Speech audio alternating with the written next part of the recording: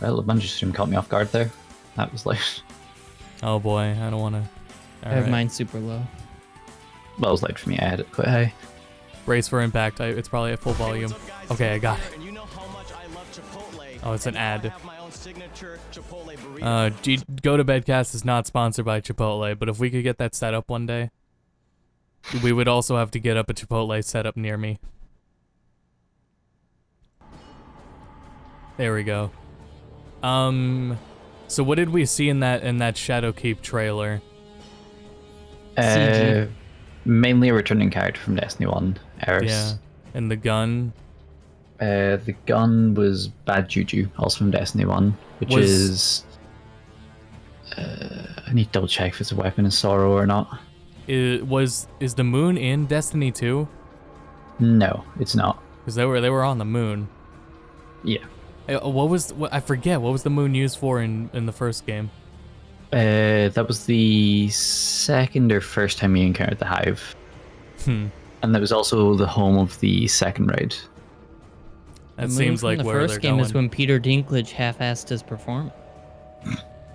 That wizard came from the moon. I actually like this starting up graphic. It's going through the history. Yeah, they have some good UI or design artists there. Except for the New Pursuits tab. The New Pursuits tab looks like absolute trash. Yeah, not the UI design, but graphically designed. Yeah. I wish it was. I'm pretty sick of games with like analog cursors you gotta move around with. Yeah. I just want D-pad menus. Oh, that's not a good sign. It just buffered for a sec. Oh yeah, can everyone check the low latency and disable it? Okay, where do I disable it? And it doesn't look like the stream has it, but it would be at the cog in the bottom right, and then the advanced tab, and then there would be an option for low latency.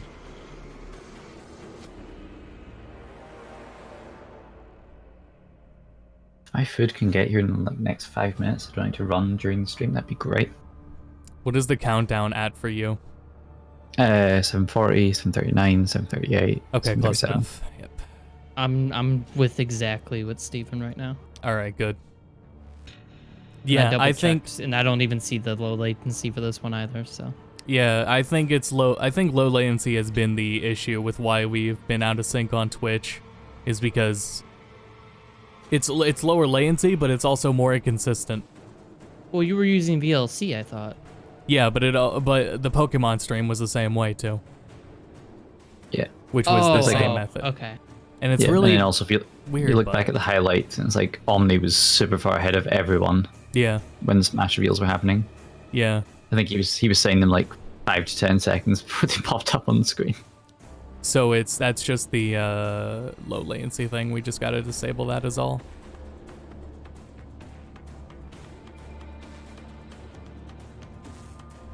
The Red War, and then that goes to Leviathan.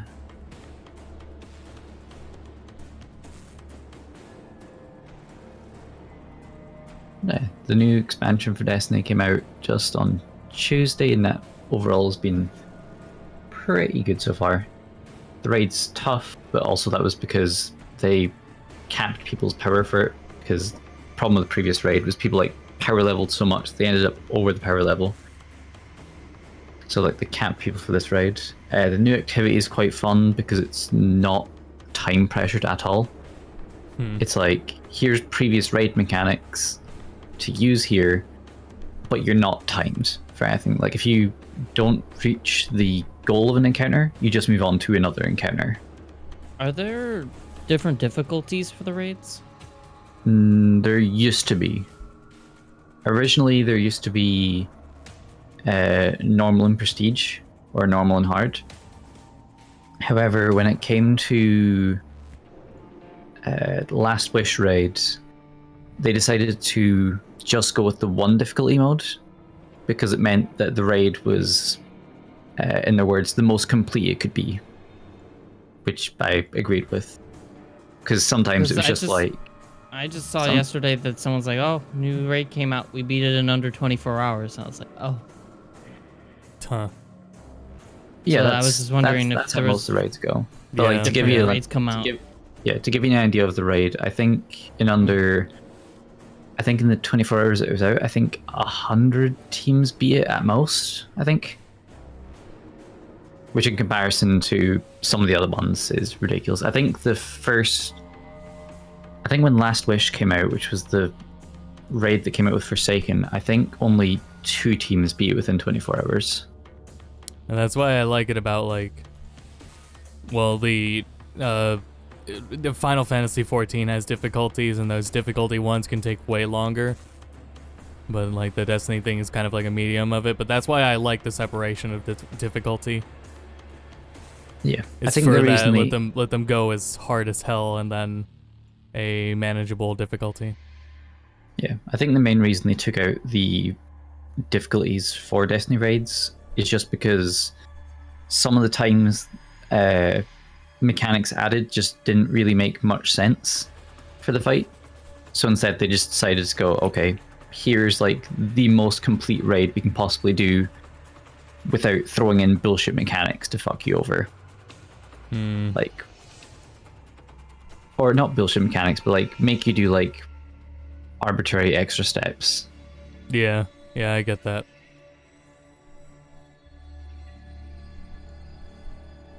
Yep, that makes sense. It's just a different approach is all.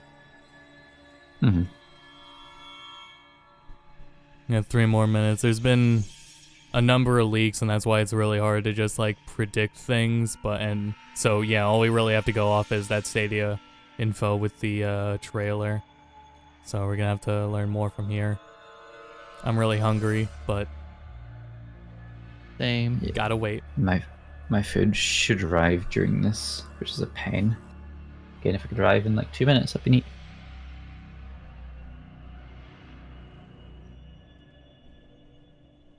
I'm trying to think what else was there.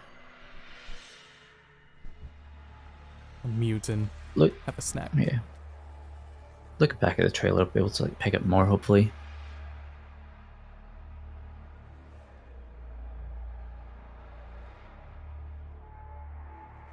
Chat spamming 2402. Oh. Just to give context, if anyone's looking at the chat for 2402. So there's always an emblem for if you beat the raid within the first 24 hours. Like special emblem, can't get it any other time. It's only for beating the raid within the first 24 hours.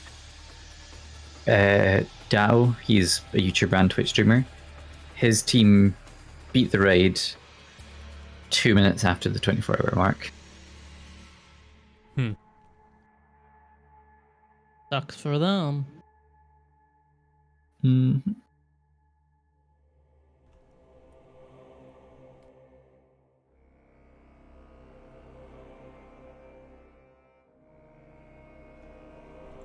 Baldur's Gate 3 got a Steam store pick.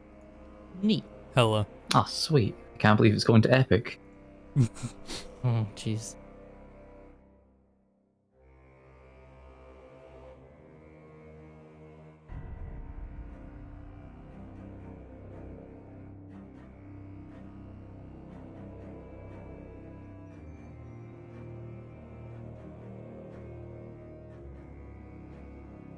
Yeah, I was thinking for the thing when we recorded with Rave,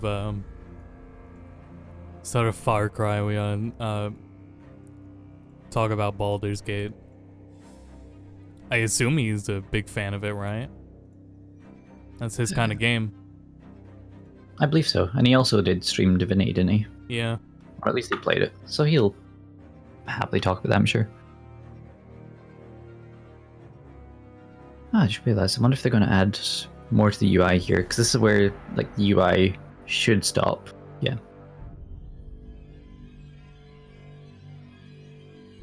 Because otherwise they're going to reveal things that haven't happened yet.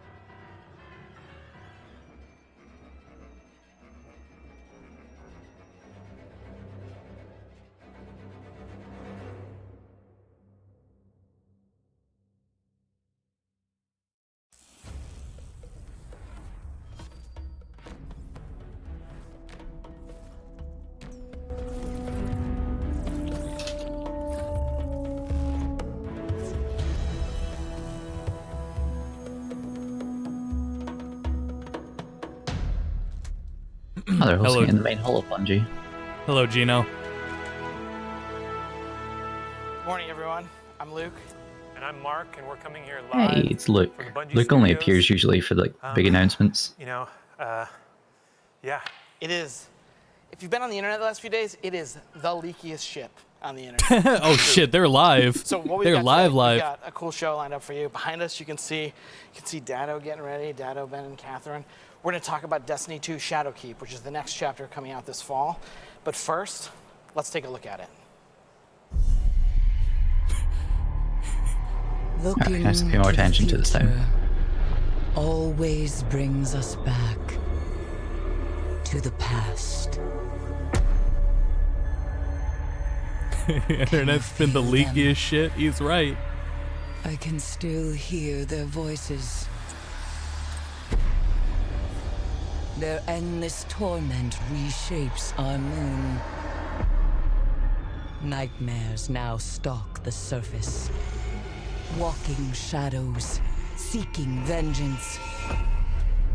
Our old fears, they rise again.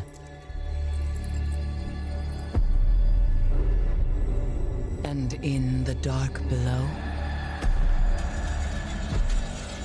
I can't tell if that's Crow or not. something He was wicked a Destiny 1 raid boss. has awakened.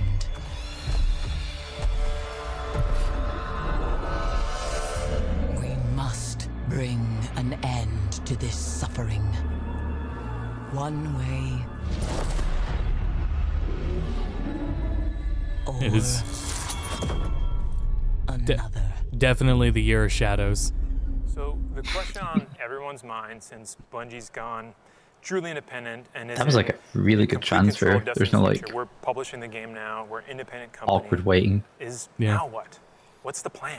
You're Where are we making headed? me real fearful So here, the way that we Austin. talk about where we're headed is like the way we've talked about over the years is what's the vision for what we're trying to You do. just, And so the I vision don't for know Destiny if you going even forward, caught the what you Destiny said, but you franchise said is it's the contained year in, of the like, 3 shadows, parts. and now I'm Yeah. just thinking of First part is Sega, and being an awesome I action don't, MMO. I don't know if I'm ready Yeah, if they do Eli, something We've been worried crazy about at that term E3. for a long time. Hell yeah. We've shied away from using that. MMO. Yeah, because it comes with a lot of baggage. It's like, I does that don't- mean it's a I'm subscription just- game? my You mind's gotta play with the racing mouse now. and keyboard or whatever, but like, man, this is one of those things. We're on our own now, and it walks like a duck, quacks like a duck. It's a duck. Like we can accept the fact that this is what the game There's is. like duck emojis out in the chat right now. But like when we say MMO, we don't mean like subscriptions. We don't mean subscriptions. We do mean 2 things. The first part where we're lacking right now, and we've like been getting better, Forsaken certainly adds to it, is improving the RPG. Yeah, we really, want deeper build customization for our players and for your characters. You're creating these monster killing machines and you want to make them your own, and we can do a lot more there. And so a bunch of what we're doing this fall is going to be about adding the stats back into the game, RPGing the game more than it was. And Cool, D2 cool. launched away, Forsaken improved it, and we think Shadowkeep's going to take that kind of to the next level. The second part about what we mean when we say RPG is really important to us. It's about improving social. Like this is a place where it can be hard to find grouping. It can be hard to make friends in Destiny. And we've been saying for years, as we've been like dodging the MMO term, is like it's a game best played with your friends. And so this is one of the things that on the long horizon of the Destiny franchise, like we have to improve the social game. Yeah, and I just want to take a moment to say, this isn't changing anything about the core action game of Destiny. Like, it is so fun and amazing to shoot monsters in their heads, get headshots, and see their souls escaping their body, and you slip behind cover. Like, at its core, Destiny is an action game. But we're also not afraid to say it's an action MMO, and that's where we're headed. We're taking steps there this year. And Cool, so part 1 of the cool. vision, awesome action MMO. Part 2 of the vision for Destiny going forward is a single evolving world. And we have been close to the mark in some ways and far off in others. The way we've been close is stuff like what happened in Forsaken when Raid Team goes into the Dreaming City, they kill Riven, and they launch this Dreaming City cycle that like transforms the world. And we think that's awesome, and we want to do more things like that. When the community gets to come together and discover secrets and solve problems and push the world forward and push that narrative forward, that's when the game really feels like it's not a game, but a real world. Yeah, for people who don't know some of where I came from, like in my time in WoW, the Scarab Lord Gates opening event was this moment that brought Luke these was, I huge think, communities the together. first Never heard of person who that. did the Scarab Lord It thing. became this awesome event, and I think the potential of what we're trying to do with Destiny is create moments like that create bonds between players and let players work together to change the world. the third part of the vision here is play it anywhere. Yeah, we want you to be able to play Destiny anytime, anywhere with your friends. And, we're definitely going to take steps here this year. And the first one, well, I don't know which first you want to do. Like, we're just coming off of the Stadia announcement, which is our partnership with Google. Yeah, so with Stadia, Destiny 2 is coming to Stadia this year, which is going to be awesome because it means you're going to be able to play Destiny anywhere you have a Chrome browser with their controller, and that's going to be Console just players can finally play with 60 FPS. You're not going to have to lug your PS4 home to your mom's place at Christmas anymore. In case Zura's selling One-Eyed Mask or Your whatever. phone is going to That's run not a promise. Destiny better than your PS4. It's like Scott Taylor, constantly talking about where he's going to play. That's why they won't approve cross-save. Lists a litany of devices that he wants to play. He wants to play Destiny on, and he's just and that story's just cracked wide open with Stadia. So we're super excited about that because it lets you literally play anywhere. So it's a great fit for the vision. And then the next thing, do you want to just jump? Like we have our set list. Why that not we're just moving put the through. game on Switch? And so the next thing on the list, there's been a Yeah, little put bit Chrome of on talk Switch, about it over yeah. the last 24 Do it. hours. Oh, Like maybe you want no, to talk about that's it. not what I meant. So yeah, cross-save is coming to Destiny 2 finally. Hey. And we're super excited about that. What cross-save is, it is about taking Guardians that you've created and being able to play them on any platform. And we are super excited about that. And So that's I know not fans have been asking for a Warframe's long time, transfer and once thing. That is just contrary the same to character maybe what everywhere. you've heard on the internet, because I just want Sounds to it. be super clear about this. Cross-save is coming to all platforms, all of them: PlayStation, Xbox, Oh, okay. PC, and Stadia. Well, he's confirming PlayStation. There's some People clapping in the there's a- studio. That is, we do not have an applause light. That's just the enthusiasm of the Yeah, team. so we're super excited about that. And Bungie Back and to work. Sony are working together to ensure that cross-save is coming to PS4 when Shadowkeep launches. Sony For even like retweeted years, it. We would go to do PlayStation interviews retweeted it. with companies. We'd like dodge this question so many times about like, Someone within that company is going against friends the are. higher Our executives answer or has something always to been make like, it oh, we're happen. gonna like message back to like, Good "Joe, the best shit, place to play Sony, this is or where your good- friends yeah, good are." shit, Sony. But Good cross-save shit. makes that statement actually Excellent. true because you can go from PC to PS4 and wherever you want to play the game. Excellent. Wherever your group's rating is where you can So play. you've probably seen reports on the internet, and that may be different to this. There's a reason we do these shows live. So. It's for the really awkward. Yeah. It's for us like stammering back and forth. So the next thing on our list here, do you want to talk? Let's talk about Yeah, like a new entry point. when we think of anytime, anywhere, that third part of the vision, cross-save, Stadia, those are parts of it. But we have some real barriers to making that totally true and really making that a reality. When Forsaken came out last year, for instance, look in the first-party stores. There's like 9 different versions of the game. You need like some kind of decoder ring to figure out what you're supposed to purchase. It's like just way too confusing to figure out what you're supposed to buy. It's like trying to figure out the Anthem launch. So the reason, our answer to this like big problem is, what if we just create a free entry point for the game and create a brand new way for players to, Free brand entry. newish way for players to enter the universe. But there's still this problem of, oh gosh, I've got like 40 hours of game to play. I've got to like get through these campaigns, which are cool, but that's not really the part of the game that matters if you're playing for hardcore reasons. In the season of Opulence, Menagerie just came out. It's a 6-player match-made activity. It's awesome. I love playing it. But if I'm going to recommend it to a friend who's not playing Destiny, it's like, well, you got to buy this version of the game, then you buy this other version of the game. You got to play all that, and I'm not going to play with you because you're doing old stuff. And so it's going to take, it becomes hard to recommend. So you go need back to and help fix your that. friend. So the answer to this problem is New Light, where once you enter New Light, in 10, 15, 20 minutes, you now arrive at the part of the game that matters to you and your friends, where you're like jumping into Gambit, Crucible, etc. This is about crushing the barriers between friends and making it a game where you're like, there's something awesome happening in Destiny. I'm going to go check it out. And New Light's totally free. It's free. You download New Light, create this character. Within 15 minutes, you're playing Gambit with your bros, or You're not running around the downloading EZ, Destiny discovering 2 in lost 15 sectors, like you're minutes. having That game's like really 70 fun time. gigabytes. So the other part of this, like this like handshake, is the way we're thinking about. But after One it's kind of installed, interesting- yeah. Now we have. One kind of interesting thing he said there about New Light is Gambit was only originally available after you'd finished the campaign. We have plans for how we're going to iterate on it over So time. Gambit's going to be It meant available that after you upfront start New had to Light. spend So that's like $35 rather 10, than 15 maybe hours. purchasing things a la carte. And that strategy is a strategy that we're changing now. 92 gigabytes? Yeah, if you think of New Light like a baseline, we're thinking of our content kind of like atomic packages that go on top of that. So Destiny 2 Shadowkeep is completely standalone. It's an expansion pack and it's standalone. It's an expand-alone, I guess is what you would call it. You don't need to play Forsaken. You don't need to play Curse of Osiris, Warmind. You don't have to have played Drifter. None of it. You buy it and you jump right in. But you know, we want to do that with seasons too. And so going forward, our seasons, you're going to be able to jump in and have a great free experience. That was the thing I was talking about, though, is what MMOs do is you buy the latest expansion, you get all the past ones. Season, season 8 separately from season 9. I wish they would do that. So another part that we have had trouble with over the years is answering questions around things like exclusive content. We have had exclusive activities, exclusive weapons, things like this, and those things violate kind of that second part of the vision, which is that single evolving world. So going forward and beginning this fall, single community of players where everyone can be together, but you're like, well, let's play this strike. Oh, sorry, I don't have that strike on my box. So we want to remove those barriers, and now going forward, there's going to be no more exclusive activity content, no exclusive gameplay things like exotic weapons. We're not doing any of that stuff going forward.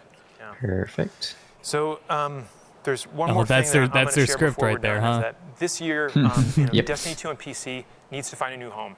Some would say we need to find an epic partner. Oh, Yeah, really? And so we need to find a new home, and because Wait. we're self-publishing Destiny now, and we're truly on our own. And so Destiny 2 is going to be coming to Steam. And this means that anyone currently playing Destiny 2, they're going to be able to come over to Steam, free of charge. They're going to continue their accounts. They're going to continue all their possessions going to move over. Any licenses they had, any DLC, like whatever, it all comes over. And all of it comes over? The D2 expansion that's coming out this fall is going to be They didn't. There'd be no reason to do it. on Steam this It year. would be just. It's Did you kind hear of what like he when said? you relocate Oh for my a God, job, that scared me. and they relocate you, and like a van Yep, shows up scared at me your too. house and loads all your stuff, and then takes it, and you show up at your new house, and it's all there. But this time we're gonna like unpack it and move you. Because that was the move you leaks over to- said, move you so over he's to like, oh, okay, How they're exactly going to this is all Steam. gonna happen, there's going to be a website on BungieNet Good, somewhere that great, describes it in more detail. fantastic. But we want the transition to be really seamless for players and a really good experience. So a thing that we want to try to do to wrap all of this up is like do the like Instagram cut down version of everything we just talked about in like 20 seconds. So the vision for Destiny going forward is pretty simple. It's an awesome action MMO in a single evolving world that you can play anywhere. By playing anywhere, that means cross-save across all of our platforms. We have a new platform that we're adding this year, Stadia. We have a new entry point for the game called Destiny 2 New Light, which is free. And everything we add to the game is going to be purchased a la carte going forward. So Shadowkeep, Season 8. Let's say in Season 8 we start to lay the foundation for some changes we want to make to PvP, but it doesn't tempt you to come back yet. Well, maybe in Season 9 we'll have something that's going to make you want to come back for sure. No more exclusives going forward for us in terms of gameplay and armor and weapons, and if you're playing the game on PC, we're moving you to Steam. All That's right. kind of like that's the end of the set list. The encore, if we're carrying the music thing forward, is this awesome? I think it's more than an encore. Sure, yeah, actually, we're the opening act. Yeah, they've been watching two dudes talk to you for 12 minutes or whatever. So, the main event is coming up. Dato's behind us getting ready. But first, let's take a look at a new Vidoc called Out of the Shadows. I would have thought it would be called VidDoc. I love seeing their Vidocs. All right. This really is the beginning of a new era, and I think Because it's just like all the behind the scenes stuff, them talking about the game. This is the first time I think that, in a long time that Bungie has stood kind of on its own.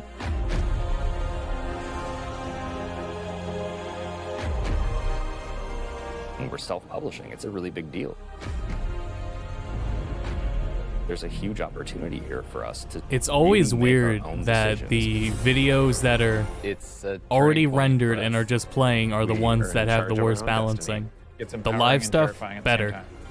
There are only two groups who are going to decide what happens to Destiny next.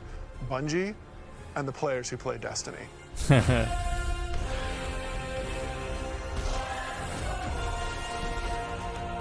Oh yeah, I wonder what kind of veteran content they will do for people that have bought it already, if anything.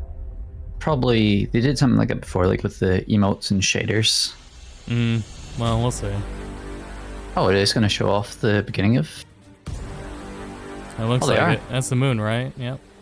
Yep, that's the mint. And that's the new area. So at its core, Shadowkeep is about returning to And the that's moon. the dark below area. We haven't been in the moon in a while since Destiny 1, and a lot's changed. Neat. When you go back, it isn't exactly what you thought it was. There's like huge cracks ripped into it. There's a weird scarlet fortress. And so the context of the moon has been updated entirely. This isn't just about the hive anymore. It's about something else, something terrifying.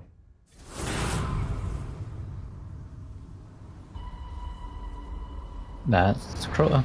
The moon this time around is something really scary that is playing on your fear in a way that hasn't happened before. Before it was, oh, it's a big giant thing and it's scary, but now there's actual, like, some psychological elements to that. How long has it sat in silence, watching us? Much too long. Having Eris Morn come back instantly signals to players the tone shift and change. There's an undertone of threatening and psychological horror. You're all insufferable! We want to tap into what makes Guardians afraid. What are their worst fears? Shadowkeep refers to the things that Eris unleashed on the solar system. Nightmares are manifestations of a Guardian's past. What if the Things moons that Eris we thought unleashed? were well into the ground actually weren't, and She they was were good in the being first game. resurrected by the darkness? Eris is trying to figure out how she unleashed this kind of madness, and so she needs your help.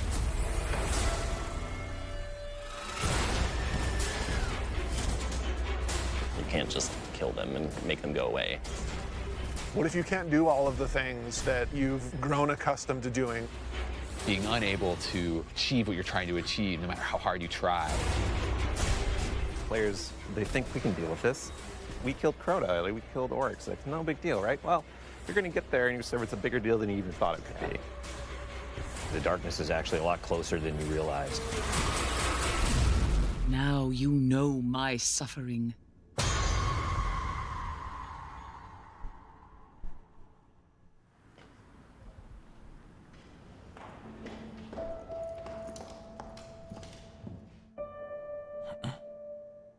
It's been a year, basically, of just a constant two-way dialogue with all of our passionate players. Under it or on the sides of it more? The number of green... That's really informed what it is that players want out of the Destiny game and how we're evolving, not just the story of the world, but what happens to you as a Guardian. Like the thing that was supposed to blow you back or whatever, it's related to acceleration. A bunch of the work that we're doing is about adding depth to the character sheet. You know, the teams are thinking about how do we want to evolve armor, get more stats into the game, get more player customization. How can we get the depth of pursuit for how you want to play with this awesome character you've been building now for, you know, some of us 5 years. And like completely new ways of deepening the like character RPG that we all know and love and want to be better.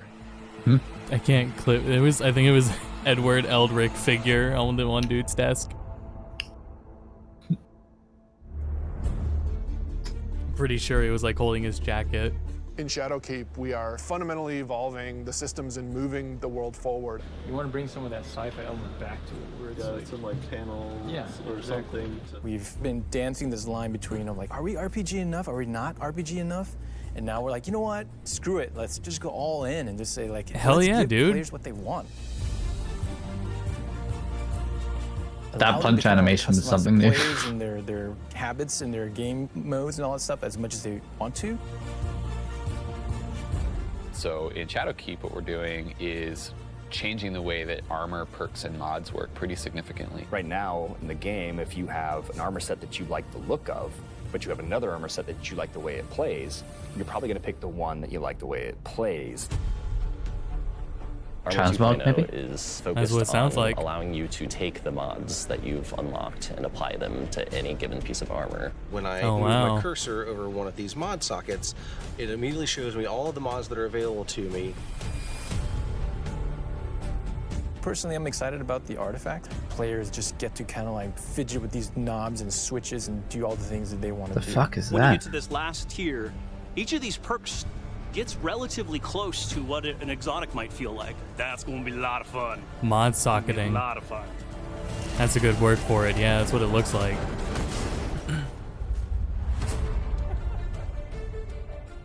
Finishing moves are a new thing for Shadowkeep. What's your favorite?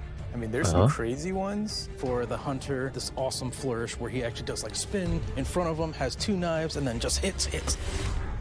I was like, what the heck? Like, what game is this? I love Dave Samuels so much because whenever he shows up in the Vidoc, Yeah, he's Titan so like finisher, into jumps in it. the air, pulls back, looks at his fist, and He's so enthusiastic about it. I love it. it's kind of like the dunk. There's so many different ways to dunk. You can behind the back, 360 cartwheel, whatever.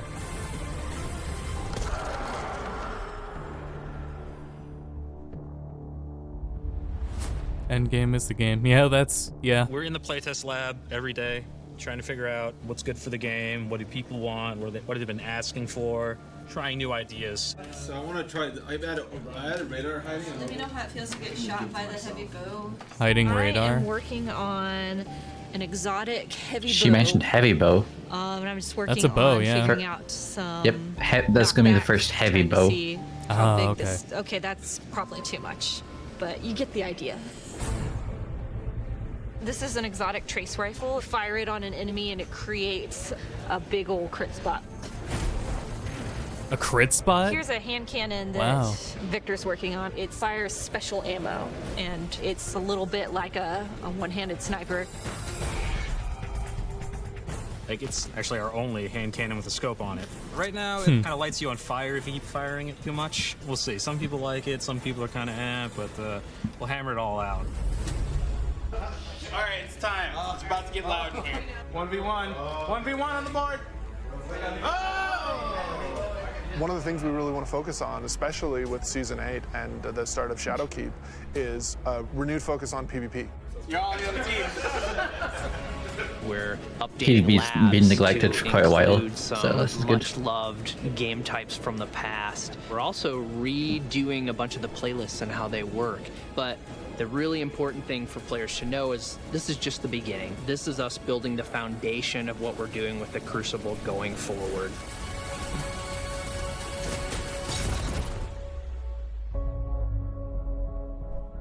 Previously, you would have a 20, 40, 60-hour climb before you could do what's considered in-game content. And now you can pretty much do that immediately. We want you to feel like you are in the end game from the moment you step on the planet. Leveling up your Guardian and becoming more powerful, overcoming dungeons, overcoming raids. For the raid, we had multiple destinations that we were considering, and Black Garden was like immediately top of the list. And everyone was like, yes, and I was like, yes, Oh shit. that's what I wanted.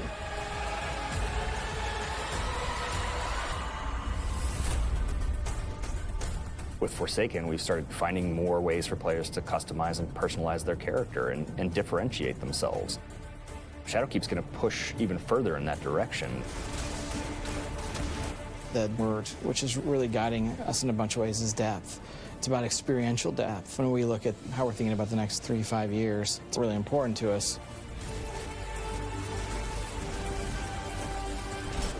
It's cool to have a game that you can invest in with your friends, tweak your monster killing machine and make it 2% better every weekend, doing different things and figuring out how to craft this perfect build that you feel like is your own. Like, that is cool. There's nothing nerdy about it. We're like happy to own that. We're gonna stand on that corner.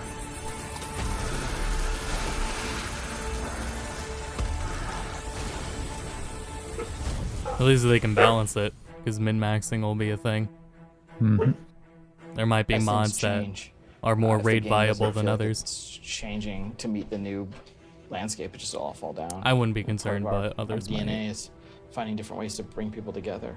We needed a way to crush the barriers between friends. We all have friends who could play Destiny, who are interested in it, but then we think about recommending it like, oh man, you're gonna have to play about 40 hours by yourself, and then you gotta pay all this money, and The recap of you what know, they talked maybe you should about, just I'm play something gonna else. get And my packages that real can't quick. be the story. We need Go an for entry it. point for your friends to be able to get into Destiny. This is just simply about bringing people together to make it easy for players to enter this universe. There's a new entry point coming out in September called New Light, and New Light is a free-to-download experience. We're going to start off in the same place where Guardians first came into the world. Guardian. Guardian? Eyes up, Guardian. It worked. You're alive. You started in the Cosmodrome. You're going back. Going back. Yeah, blast from the past. It's starting in the Cosmodrome. It's not going to break orbit, but it just might get us to the city. That's where you started Destiny 1. Come in, make a character, play the amazing introduction to the game, and then land in the tower. And then we'll set them loose to open up the world as they see fit. And have sort of an array of potential in front of you. You can just start playing the game and get into some of the same activities that your friends might be playing. The campaigns from D to Year 1, the Red War, Curse of Osiris, and Warmind. Every world we have will be available for them to explore and to free roam. Warmind, Curse of Osiris are free. Every cooperative strike, whether they're playing with friends or matchmaking. Every competitive multiplayer map. The D2 Year 1 raids like Leviathan. Full access to Gambit, the hybrid mode that we have. All these things are available to them for nothing.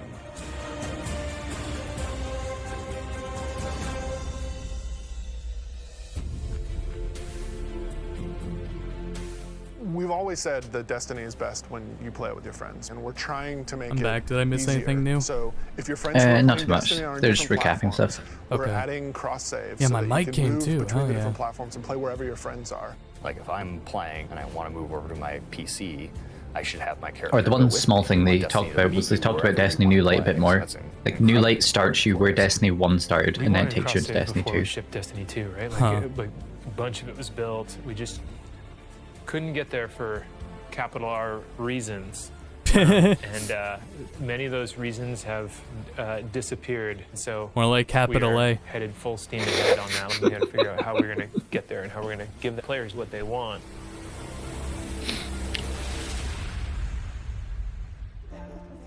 As culture as we can get. Thanks, buddy. Our original vision for Destiny was a world that would evolve and change. We're leaning really hard into that because we believe that's where the future of Destiny is. The long horizon for Destiny is to become an evolving world. You know, you're going to tune in to see what's going to happen next. We can completely build Destiny in the vision that we want it to be in. A vision that isn't dictated by a commercial model or a business plan, but our creative vision and what we want to do for our players and what they want us to do with Destiny. We feel like our work isn't done.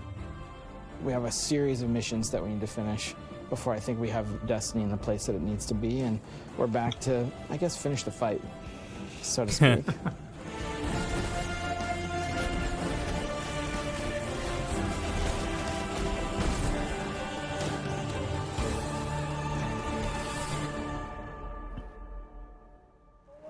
All I can hope for is all of their actions Welcome, pay off. gamers, to the Q&A portion of the stream. Someone's very enthusiastic back there.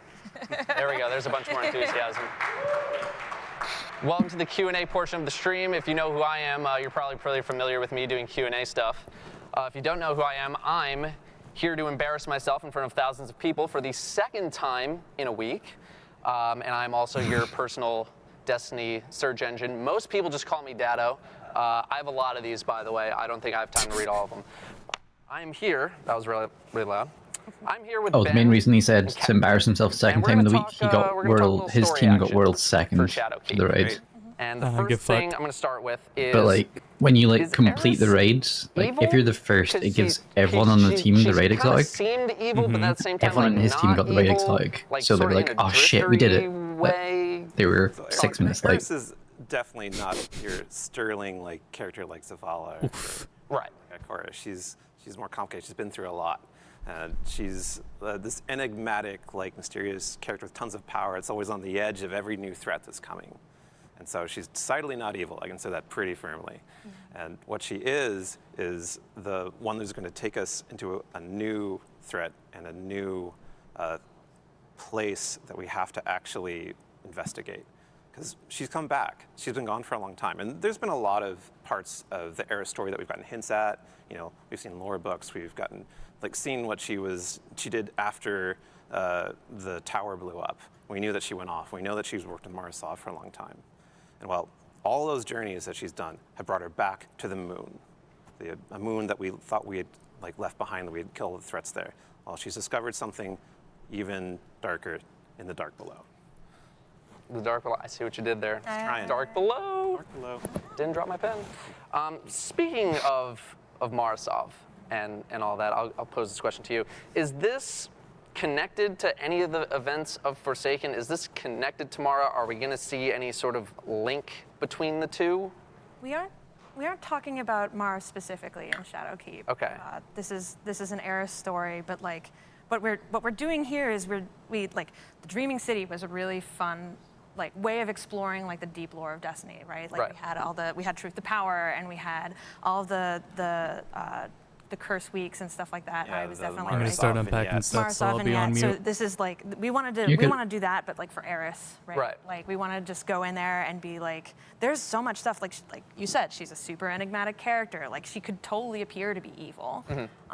Like she uses the powers of darkness and sources all her magic from the hive. Right. Like but- why? Like what is all that? Yeah. And she's doing it to protect humanity. That is like her mission that she's had for a long time. And if you think back, Eris's entire journey. Another thing to what note happened about to Eris's her character fire being on the team moon again as well, was, which is interesting, like, slaughtered is by Crota, and she barely her main survived, and backstory is she went herself, into the she raids crawled back to, like, of rally the Dark people Below in that destroy this area threat that would have and came consumed back the last only city one. and all of the rest of Her humanity. fire team died. And then she saw Oryx was coming too, and she worked with all these forces that players and everyone else in the city had no idea were even around to try to stop it. You know, she does things that no one else can, and she's doing that one more time. Well, she's persevering a lot.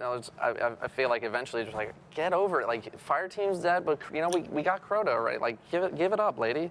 But I think that's like not fair entirely, maybe because no, like, I know. I'm just messing around. Yeah. Just to go back to Forsaken real quick. Are we getting any hints of like what's going on with Uldren and Marasov? Like Uldren, we kind of got like a cutscene, and then it's like, all right, that's it, and then there's no resolution on that at all. I would love to sit here and talk about Uldren. That's a conversation for another time. Okay. Yeah, and I'm going to turn back to Eris on the moon, because I'm just super excited by what we're actually going to expose. It's not just what Eris is doing there right now. It's not just about this new threat. It's not just about nightmares, which are now infesting our moon. It's about the history there, and it's about what's changed since you were last there. The moon that we remember from people who played Destiny 1, a lot has happened since they've were last there. Well, that was actually one of my next questions: is how is the moon different compared to Destiny 1 now? Because we had the Hellmouth, and that was pretty intricate design for the hive and everything. How is that changing in Shadowkeep? Because a lot of people are gonna say, we've already been to the moon. Like, well, it's twice as big as the moon you remember. Yeah. Twice as big. Twice as big. And as you might see, there's a giant red citadel now. Yeah. Looming threats, and there's mysterious entities, nightmares that are pushing out everywhere. There's also smaller stories that have been uncovered because of all of this chaos and happening in that place. The Fallen have a new place that they've set up, and they have their own reasons for doing that. The cracks of divided places you've been before, and they're going to change how you play and you sparrow and move through them. And you're going to discover old stories from who knows how long ago with characters that you remember, and they're going to expose more of what actually is coming in the future. Are we going to see any potential new characters popping in?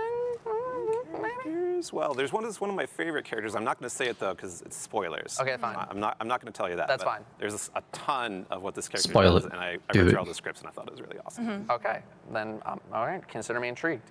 I guess one of the final questions I have is why this storyline as opposed to any other storyline that you guys might have considered? So we have internally, Bungie is a lot like the players in that we're always talking about Destiny as fans, because we are fans of our own game. We're fans first of Destiny, and Moon is a fan favorite inside the studio. And so it always comes up about, okay, well, when are we going back to the moon? What about the moon? We just don't go there anymore. We should go back. What's been happening on the moon? Wait, was that on the moon? And et cetera, et cetera, et cetera. It turns into this fervor and excitement that, okay, we're going back to the moon. How do we make that work? Right. And the thing about every Destiny destination is I keep seeing people spam play Chick-fil-A for in what chat. we can release and what we can show. I don't and know stories why. we have, but there's always more. there's always like another horizon or another like That's deep how depth inside the joke or another is. like entire region that is not yet explored. And I consider every place we go in Destiny to have more stories that were just waiting for us to like find the right time to tell. Absolutely. The moon has some great stories. Yeah, I will have some follow-up questions related to story stuff later in the show, but that is just something I kind of wanted to know, like, you know, why this one? Were you guys working on maybe other storylines that maybe just didn't work out, or you want to, let's save that for later, or like, maybe we scrap that all together, or was it just like, this is happening, like, we want to go to the moon next, like, let's do it? It's mostly that.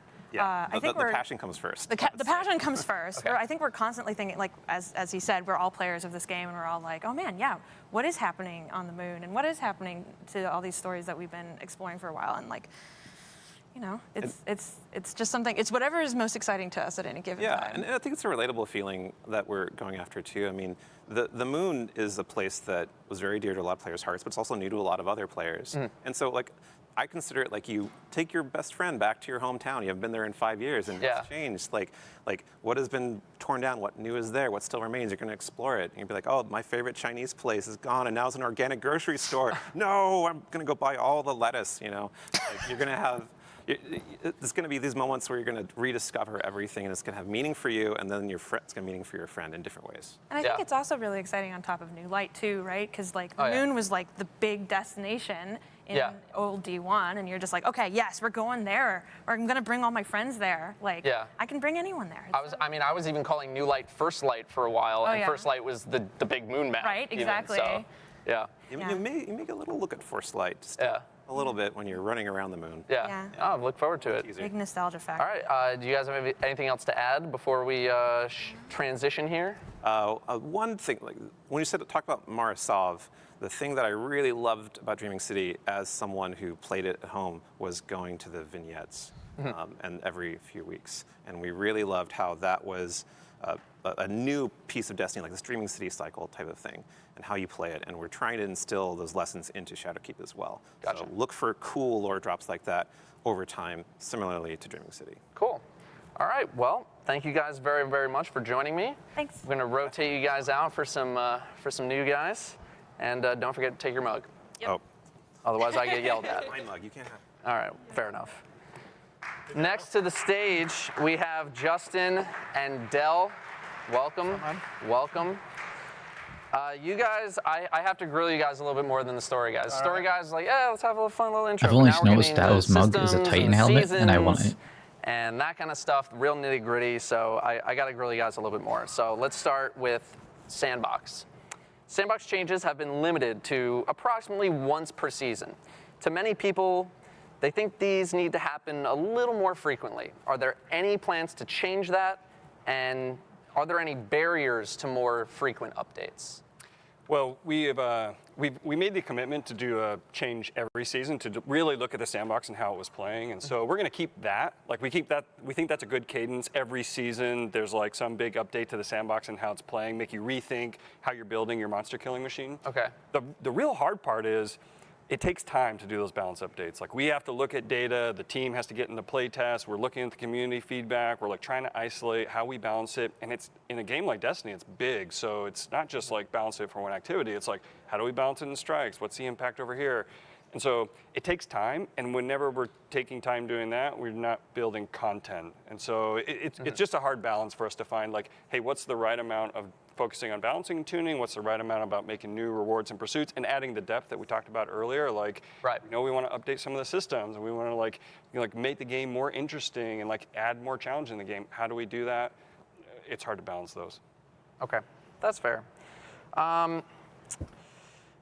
Another kind of big topic question. Are there any plans to completely separate PvE and PvP balancing? I know you guys are capable of adjusting the damage of weapons in PvE. Do you feel like there's a need for that separation? Is there a reason why you haven't? I imagine if there is not going to be a separation, it's probably related to the same reasons you guys have been giving in the past. your thoughts. So a thing that we've always thought was super important for Destiny is that you have a single Guardian with a single kit and set of abilities that you can take everywhere. We give you a bunch of different experience, whether it's like raid experiences or strike experiences or PvP or just more casual like free roam, and that you're the same Guardian playing in the same way. And a thing that I think we do pretty well is our shooting and our like gunplay feels good. And part of the reason why it feels good is that muscle memory of like just the same expectation of seamlessly going from your brain into the controller, like into the bullet. And that requires a level of consistency across the board. That doesn't mean that shooting a Thrall in the head is going to take the exact same number of bullets as shooting a Guardian in the head. There is some variance that we bake in and some balancing that we do, but we don't want to split them, because we think if we do that over time, it's going to cause us to lose that muscle memory and that feeling of a single Guardian. Yeah. We want you to go into any activity and like, I play in Crucible and then I get a gun and kind of wonder like, well, what does this do when I take in the strikes? And they're not going to be optimized for every activity. Right. Even today, we do balance separate parts of the game differently. We want you to build a loadout that's customized to the challenges you're trying to tackle, but we also don't want to go so far that you feel like, oh, I'm just never going to participate in that part of the game. It's not worth it. Okay. I'll take it easy on you guys on the next question. No, keep going hard. Keep going. Well, let's get a little business out of the way. Right. Is Forsaken and the annual pass getting a price drop? Do I need them to play Shadowkeep? Yeah, so what we're doing starting today is that everything that we've released in Destiny 2 up until now, so base Destiny 2 game, the expansions, Forsaken, and the annual pass, that's all being bundled together and dropped to just $40. Okay. So, and that's starting today. But we don't want to require any of happens, that content to play new stuff. Like Luke and Mark said earlier, we want all of our expansions moving forward to be simple and a la carte. So if you like the stuff that we're showing off in Shadowkeep, you can just go and click purchase. You don't have to do the complicated thing like, wait, which pieces of the content do I own and which of these 11 SKUs should I buy? Right. And it's the same thing for recommending to your friend. Regardless of how much Destiny they've played, what they own, it's all the same entry point, which is just picking up Shadowkeep for $35. Shadowkeep's $35. So we're keeping sort of that seasonal $35 cheaper than pace usual. of content. Is that a la carte going to also apply to seasons? Yeah, so we want the seasons to Also, be I appreciate the questions he's asking as well. They're not like that I liked personally about the annual pass. super soft questions, you know. People to pre-purchase $35 up front of a year of content. We didn't even announce what the name of some of the seasons were. I think is not as cool as it could be. Like it's better if you can wait and once you watch the trailer, once you hop in and see some of the content yourself. Then what if you know what you're in. buying? And so each of the seasons will be available. But we also want to make sure if you jump into Shadowkeep, we're not immediately putting our hand back out asking for more money. So Shadowkeep is going to give you season 8 or whatever season it is starting then, for free as part of that. So if I buy Shadowkeep in like January and it's season 10 or whatever, I would get season 10 as well. Yeah, you'll just get that season. Yep. So you don't have to do the complicated question of like which part of this premium content like do I need to buy? You just jump into Shadowkeep and you're gonna have everything. Or you could just decide to get season 10. Yep. Okay. no, exactly how that works. That It sounds kind of covers interesting. that question. Let's go to another kind of hardball. All right. The community kind of laments the loss of things like new strikes, new PvP maps, and otherwise new additions to what they would consider staples of the Destiny experience. How valuable do you think those things are compared to making new activities? And are we ever going to see stuff like strikes, new PvP maps, and that kind of stuff return outside of major expansions like this? They're super valuable. I mean, you see it with New Light, like they're going to be the entry point that we want to get all players into and playing together. So they're really important for us. And the team has big lists of things that they want to do. We've tried some of it in the past, like for season 6, we did a lot of Gambit quality of life updates and there was new maps for it. It's just, again, the challenge with a game this wide is we can't do that all the time. And so we're definitely focusing like season 8. We're coming back to the Crucible. Like we know we've spent too long, like we haven't done enough for it. We had a lot of commitments with Annual Pass 1, but now we're coming back. And I think we might not answer all the ritual game in any single season, but over the course of a year, we're probably gonna touch a lot of different parts of the game. Right. I hear you guys, I can hear you through Twitch chat screaming, ask about PvP. The question, I got it. It's here. It's for a different person, but it's here. Don't worry, I got you guys. Yeah, and another thing I want to say there is like we we tried to change up the formula with annual pass and with the seasonal model over the last year, where if you remember before when we did DLCs, we would put a little bit of every single type of content in each one of the drops, but then that meant the whole team was working for months or years on just that, and there would be a long drought of content. And what we're trying to do now is every couple weeks, every single month, we're releasing something and keeping the world continuously evolving, but that means that we can't release everything at the same time. And so we've tried to revolve around and touch different parts of the content, but yeah, and for example, like I think we underserved PvP in the last year. That was a mistake with how we planned out the annual pass, and we're going to correct that starting in season 8, and then we want to walk around and touch all the other pieces of content. Yeah. So would you say that there is a chance that we'll see like a new strike throughout the year with the seasons? Like, I don't think certainly possible. Like we haven't planned out exactly what's in each one of our seasons, but no type of content is off the table. I mean, like I kind of want to throw it back to you. Like, what do you think the seasons are missing right now? Yeah, I mean, again, it just kind of comes back to a lot of those staples of the Destiny experience. The game has grown very wide and just not very tall, which is something you guys are addressing in Shadowkeep.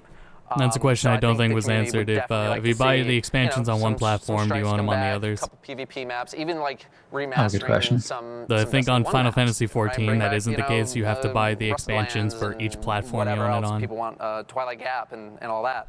The thing So I about think it, though, people is when you buy absolutely an love to see expansion, that. it comes with a 3 I guess month. final question for you guys.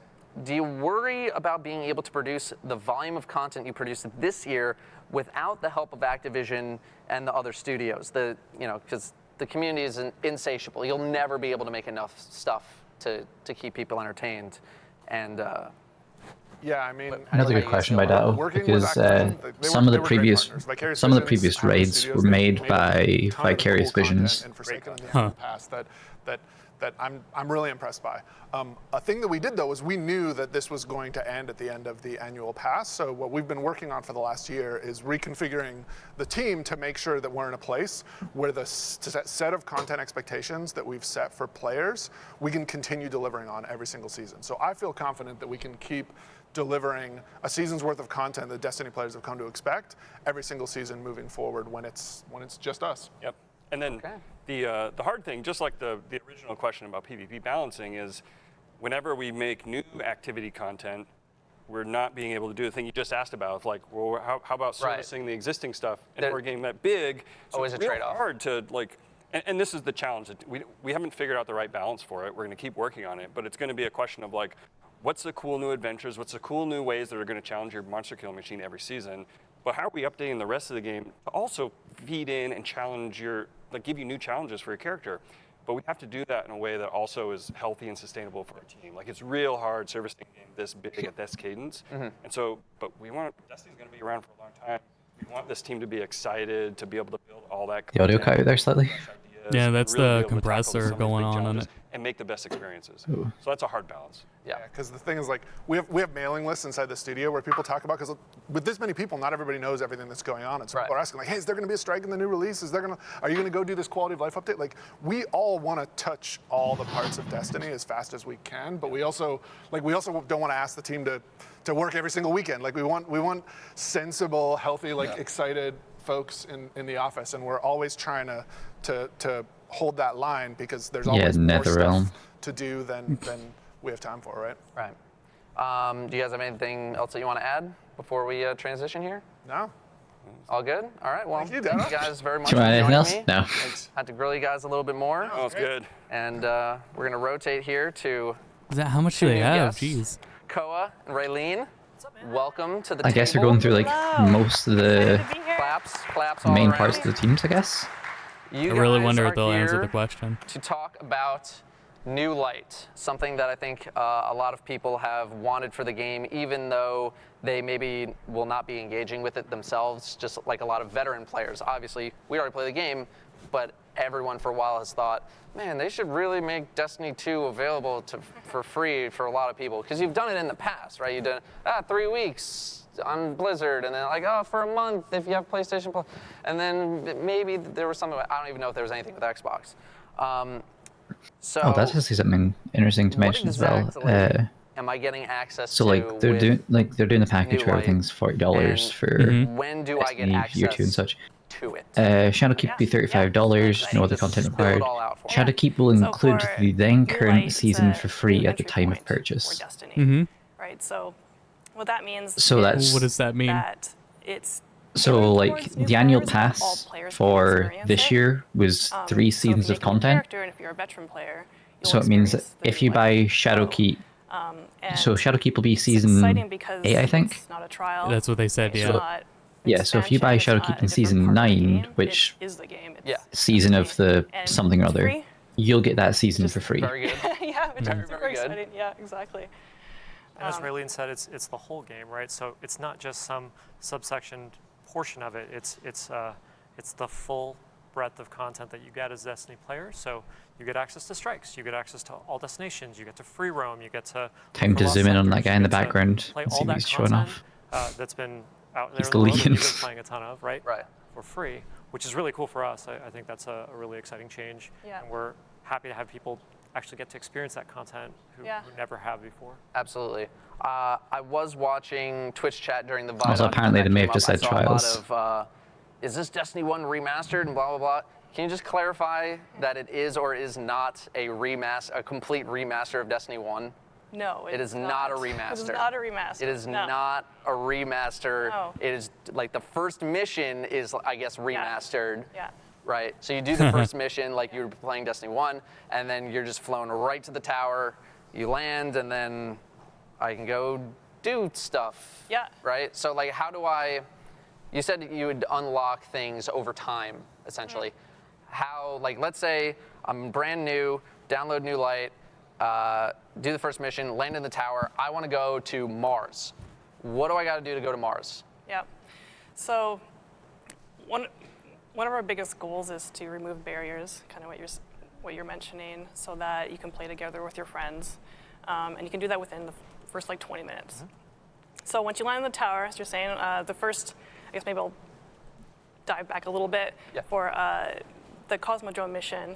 It's about 15 minutes or so, and you'll learn the basic, elements of Destiny, how to shoot your gun, and that kind That's a of good thing. question by But once you Dao, get to the tower, asking if you go to the start tower, playing can you go strikes. straight to like the 3rd campaign? Crucible, you can start playing Gambit, and for the destinations, we have a system that we're building that will unlock destinations over time, but it's not going to be very, very long, right? One of our goals there is so that the world doesn't feel so overwhelming, right? So we're not trying to like lock content. We're trying to make it ease players into our world. Right. Yeah. Yeah, I imagine it can be very find a daunting just balance. loading into the tower, bring up your map again. It's like, oh, there's 17 things here. Yeah, exactly. Like, What do I do? Yeah. It's like looking at Warframe map for the first How time. do you get to Mars, right? You start after you do the Cosmo mission, you go to tower, and you have access to EDZ. That happens you play every that for time a I go little back bit. to We haven't Warframe. tuned I don't know exactly what's how what. long you'll play, but it's probably not very long.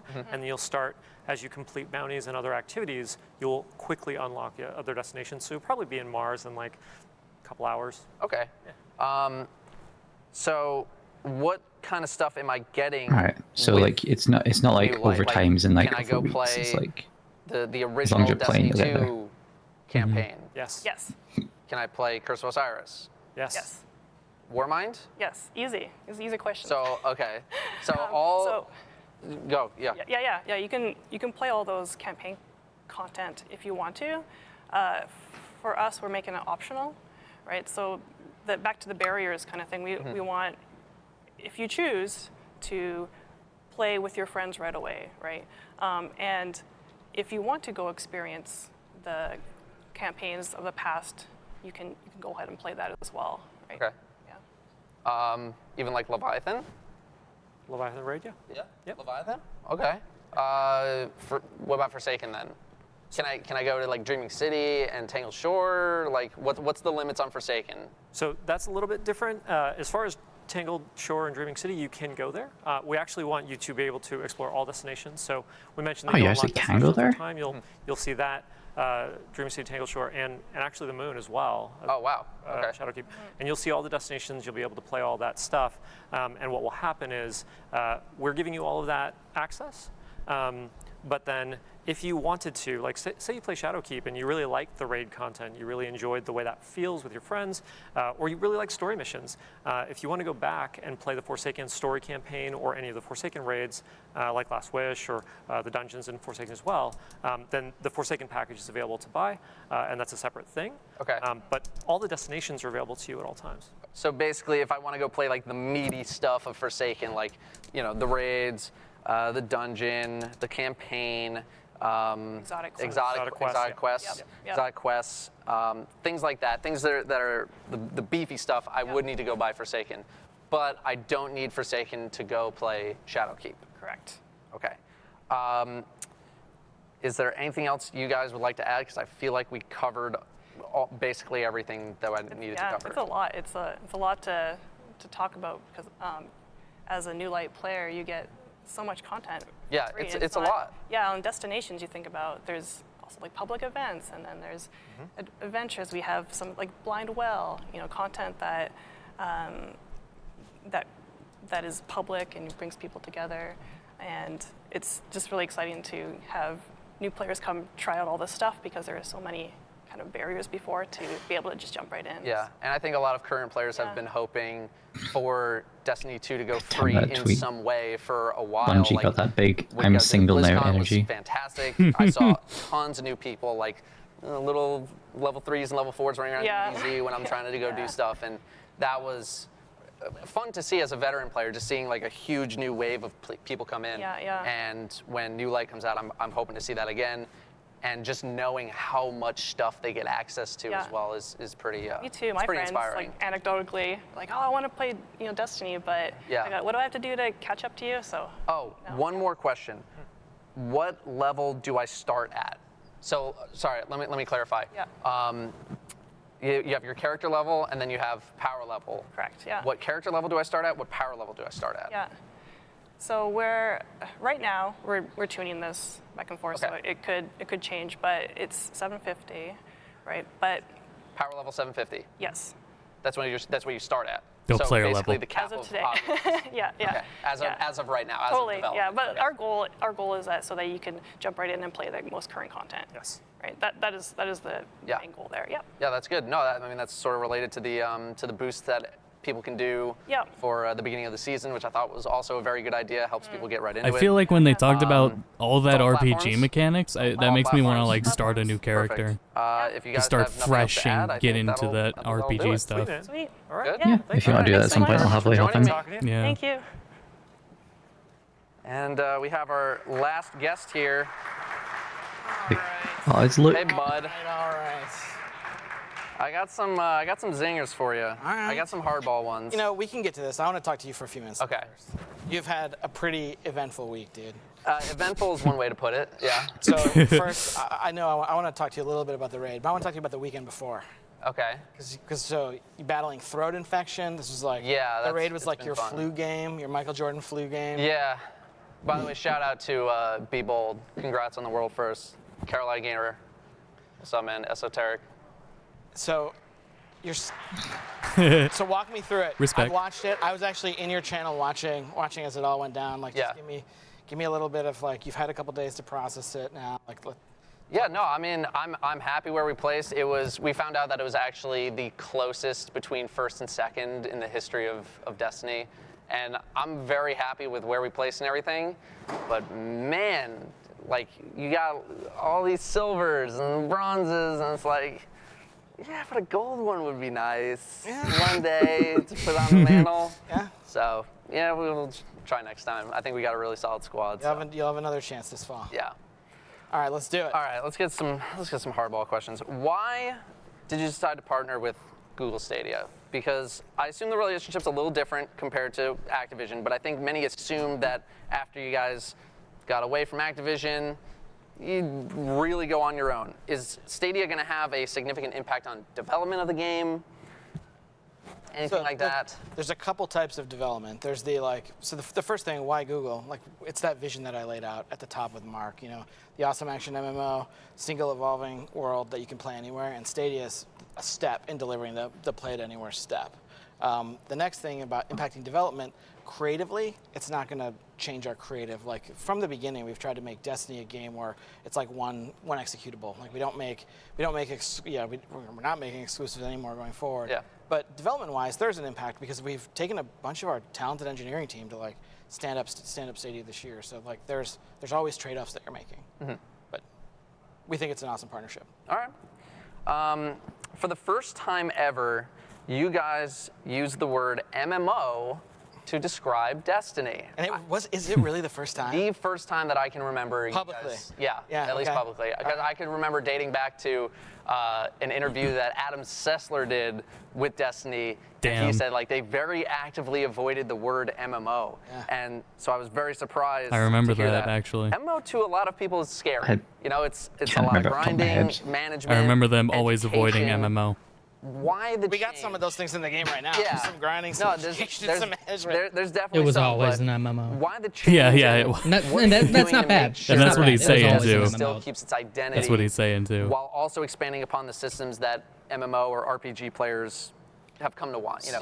Johnny Two Sticks is like, I just want to shoot aliens, like miss me with the spreadsheets. Originally, right? with the we're gonna OG preserve, Destiny, the core action game they were for even Destiny, trying to go like the route of subscription Johnny or based. Jane Two Sticks comparison you're using, like In, we're always going like, to be an early awesome development. action game. Oh, that Like, was this is one of the so things that's just, long like, ago. Cultural here, like we have an awesome sandbox Right, team. but I'm We've just had an mentioning amazing it group because of folks that who plays have into built the a bad MMO action aspect. game. Yeah. For us, the MMO language isn't about some of the baggage that comes with it. It's not about the like subscription side of things. It's really more about how does it point the way to where we need to go, which is that deeper character customization, a phrase that we've used here a fair bit over the last years. We want to get more depth on the character sheet. Like when we look at the character sheet, even post the Forsaken changes, the character sheet still just doesn't have enough depth on it. And at different points in the franchise's history, like we're coming up on year 6, it had more. Like when people were chasing, tier 12 or whatever and taking King in Rise of Iron time frame. And those are the types of things that we want to start with and bring back. But we think the future over the long horizon is much brighter than just that. Yeah. And so then the next part of it is really the social fabric, and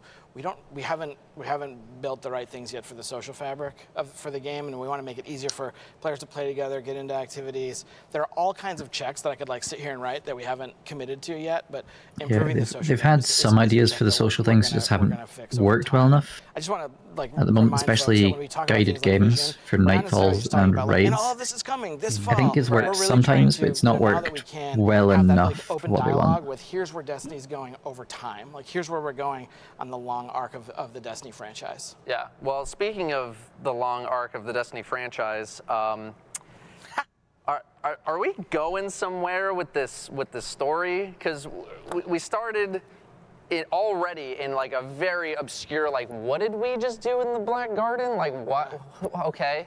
And then like, okay, now the Oryx storyline, and then the Riven storyline, and then this storyline, and then this one, and we have 18 different branches that all seem like they're doing their own thing. It seems like we're just living in the world of Destiny and maybe not experiencing like an overall story. Like, is this all getting tied together? It feels a bit too much like life rather than an arc. It's like where are we going? So we've talked about this a bunch internally. Like we have over the years had kind of like different monster of the weeks is how we described it.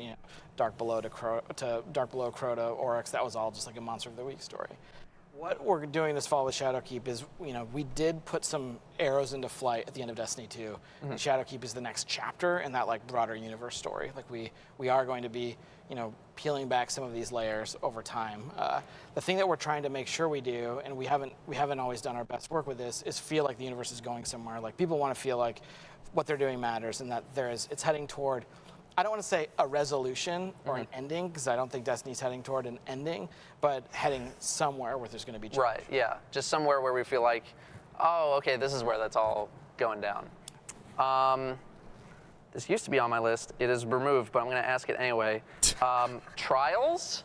Question mark? So the thing we talked about up front is, I'm glad you asked. I think that if you didn't ask about trials, that would have been bad for us.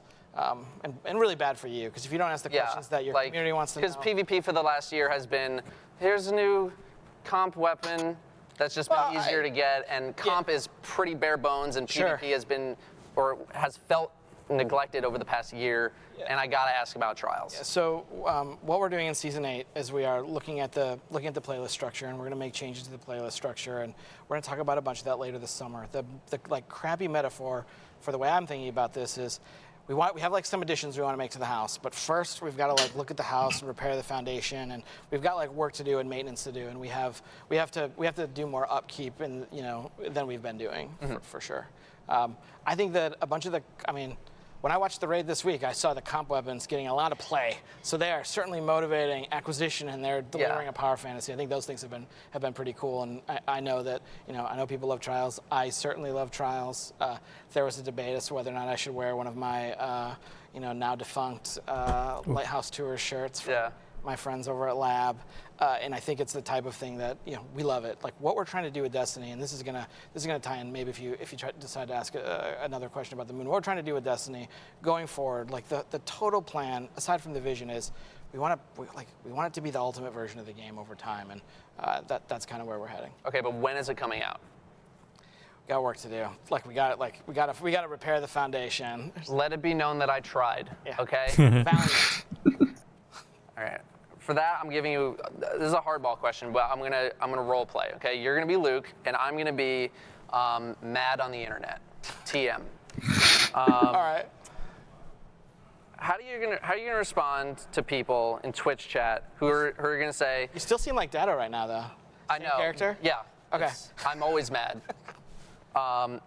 You guys are reusing old assets to refresh the game under a major expansion. We already been to the moon. Forsaken had Dreaming City. Tangle Story. Dreaming City was crazy, and they had the Scorn, and then Taken King had the Taken, and we went to the Dreadnought, and now we're going back to the moon, and we're fighting Hive. Like, what do you say to those people? Recycled content, by the way. So what do you say to them? I know that you talked to Ben and Catherine earlier, and that I don't remember if they exactly talked about when we take something like a planet and bring it back like the moon, we're going to update it to the latest context and change the world. And there's a bunch of cool Easter eggs and stuff and Out of the Shadows for people. But the other thing that I want to address here with your question is how does something like bringing a destination back fit into the overall vision for Destiny going forward, where we have made all kinds of awesome stuff in our history, and we have this opportunity as we continue to grow this content war chest to update these things, bring them back in new ways. It's not coincidence that we've ended different things with references to things that we've done before, or some note that I wrote and signed off with had a reference to a classic raid. We really are looking at the backlog that we're building and thinking about what the future of Destiny looks like and how we're going to be able to leverage that backlog going forward. And the moon is kind of us dipping our toes in the water to see how it feels, and it's also us taking an awesome stab at what does it mean to take a place that we've been to before and update it into a new context. And it was the origin of this actually. A bunch of the origin of this came from some of our super talented artists here who they're playing around with the lighting engine for D2, and they relit the moon, and they just sent a couple screenshots over to Mike, Zach, and I, and we were like, holy shit, this looks awesome. This looks awesome, and we just get excited about that stuff. We see it, and then the team gets their hands on it, and they get excited about it, and then there's this. It's like a Katamari ball of excitement, because the moon's a place that it's a thing haunting us in the sky. You'd look up at night and you see it, and the opportunity of Destiny to go back to a place that's that nearby unknown and see how it's changed over the last few years. I look at the moon and I say, awesome. What if I could go up there and shoot aliens? I got one more question. I assume you're going to be asked this at E3 anyway, so I'm just going to ask it anyway. Destiny 3, what are we doing? Because I think some people are surprised that Destiny 3 is not coming this time around. I'm not. They're revamping 2 so and just much. Keep stacking on expansions. Do you want to make a Destiny 3? Is there anything on the horizon? Anything? Because I'm sure that's super far out, and you can't say much, but if you got anything. It's anything that we're going to do beyond what we're talking about today is super far out. And right now, we've really recommitted the team to Destiny 2, the next chapter of it's this fall. We've got plans for where we're going to go with Destiny, and there's a bunch of stuff that we talked about here that we've got to deliver on. Mm-hmm. And a thing that I will say about the future of Destiny is that vision that we outlined is going to be true no matter what we do. We are making an awesome action MMO in a single evolving world that you can play anywhere, and that's what we're going to be doing. Are you? Did we exhaust your list? I think we got like 1 or 2 more, but I don't think we have time to cover them. Yeah, the clock is at 0 and beeping. Yeah, it's angry at me. And so, before we go, there's one last thing I want to talk about, which is, behind us is an amazing team here, and we only got to look at a few members of the team today and a few members in the Vidocs, but the Bungie team is so much bigger than just the 11 people or so here at the company. They are like who showed up. They're doing an amazing job. They're doing an amazing job, and they're working so hard. And it's been enhancing all their screens. And we're trying to make the best game that we can. And so I just want to make sure that we acknowledge the team real quick. I want to thank everyone for tuning in. Thank you so much for taking time out of your day to spend it with us. I want to thank Dado coming in. Yeah, they don't work weekends. That's okay a with good second one. Place. Yeah. Before we go, I think maybe some of them do, but not as much. Right. At the trailer for Shadowkeep. Probably a different team. Or just a couple of the others. Yeah, either different team or like if someone needs to fill super. Right. Or it could be people swapping off weekends or something. Who knows? Is this the same trailer? Yeah. Yeah, it is. Can you feel them? I can still hear their voices. Yeah, let me we'll play again, I guess. Yeah. Just seeing a lot of people in chat talk about trials and shit. I don't think that. I think people liked trials, but I think people are making a fuss about it as well. Just to be like, I want to whine. They rise again. Destiny got Steam page, but it's not available till September. Yeah, I linked it. Yep, September 17th, which is a date that sounds familiar, probably something last year. I think that's the day that's like Shadowkeep comes out. No, there was something that released last year on September 17th. Ah, got ya. We must bring an end to this suffering. One way or another. They also updated the Bungie storage to show the Jesus the Christ. collector's edition of all them. Yep, that's loud. This is why I put a limiter on the desktop audio, so that when that happened... Good choice. It was louder in my ears than what the stream heard. Oh, man. So, yeah, let me say that when I play Destiny, it's really casual level. There's way too many other games coming out that I prioritize, but I want to support what Bungie is doing now that they're free. They're making a lot of good calls here. I don't want to pay $75 to catch up on everything, so I'm hoping a bundle without the base game, so I can just buy those seasons at a reasonable price. The DLC is not there on the Steam page yet, but I could wait for it anyways. My point is that, like, yeah, I casually play it, and when time arises, it will definitely be something I consider playing again. I just love all the choices and decisions they are currently making now that they are on their own. We're finally seeing the consequences of them separating themselves from Activision and what Activision was prohibiting them from doing. It's just a lot of good changes overall. Like the fact they're focusing so much on what they've been talking about just makes me happy. Yeah, I'm very excited to just have the game on Steam, and I guess I will uninstall the Blizzard launcher after that happens. With no reason for it. Great. Yeah. Say that, but what if they announce a new game at BlizzCon this year? Oh, great. Blackthorn exclusive to it. The I forgot what I was gonna say. Damn it. Give me a minute.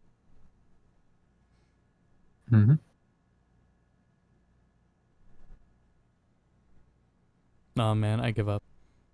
But yeah. It is. I was looking at the Steam page when I thought of it. Let me see. If you have something else to say, go ahead.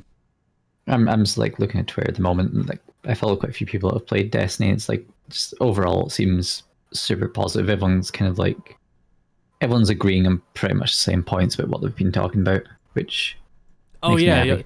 The main gameplay reason I want to hop back in is the change in RPG mechanics, the addition of them, and that like what is the word Gino used in chat? Mod socketing. That seems like a really cool way to do it.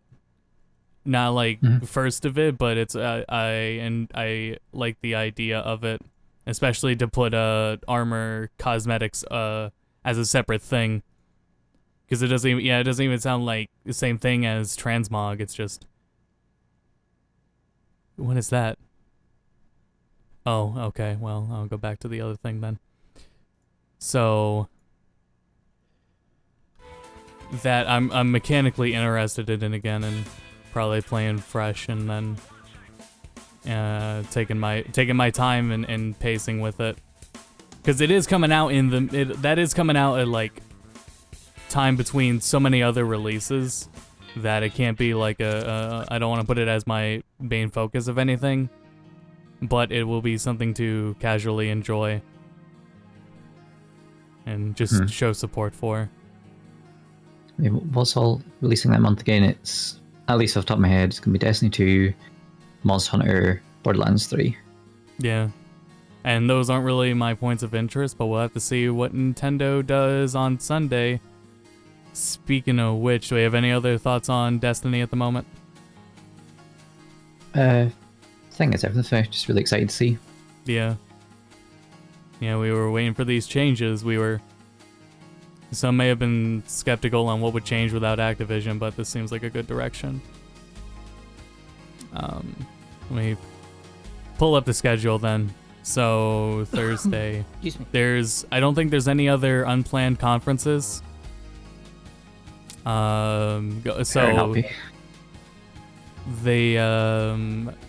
never know.